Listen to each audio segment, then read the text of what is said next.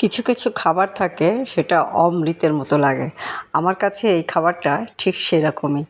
পানি দিয়া পান্তা ভাত, আলু ভর্তাটা অবশ্যই একটু ঝাল ঝাল করে করতে হবে। মাংসটা ম্যান্ডেটরি না, মাংসটা থাকলে ভালো, না থাকলে আরও ভালো।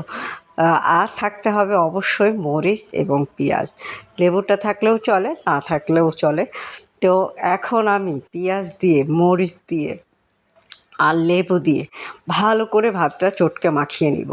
প্রথমে একটু আলু ভর্তা দিয়ে ধরে ধরে খাবো, তারপরে অর্ধেকটা আলু ভর্তা মাখিয়ে নিয়ে খাবো, সবশেষে খাবো মাংস দিয়ে মাখিয়ে। ওহ, কী যে মজার খাবার! আমার কাছে তো পৃথিবীর শ্রেষ্ঠ খাবার এটাই মনে হয়। আপনার কাছে কোনটা মনে হয়? অনেকেই আছে পানি দিয়ে পান্তা ভাত পছন্দ করে, আবার অনেকে আছে বছরেও খায় না।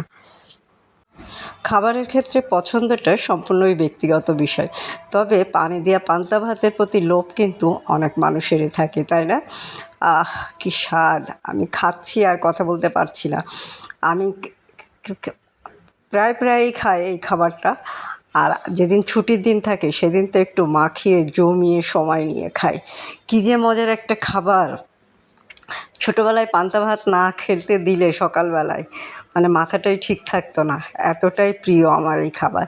আর আলু ভর্তার কথা কি বলবো, আলু ভর্তা যতই খাই ততই ভালো লাগে, এরকম একটা বিষয় আমার কাছে।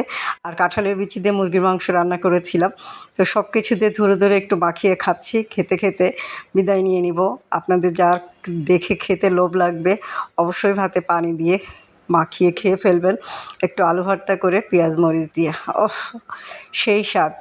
তো ভালো থাকেন, সুস্থ থাকেন, এরকম সাধারণ খাবারগুলো খান এবং আমাদের ঐতিহ্যকে ধরে রাখেন। এটা আমাদের একটা ঐতিহ্যবাহী খাবারই বলতে হয়, পানি দিয়া পান্তা ভাত সাথে আলু ভর্তা। তো আল্লাহ হাফেজ।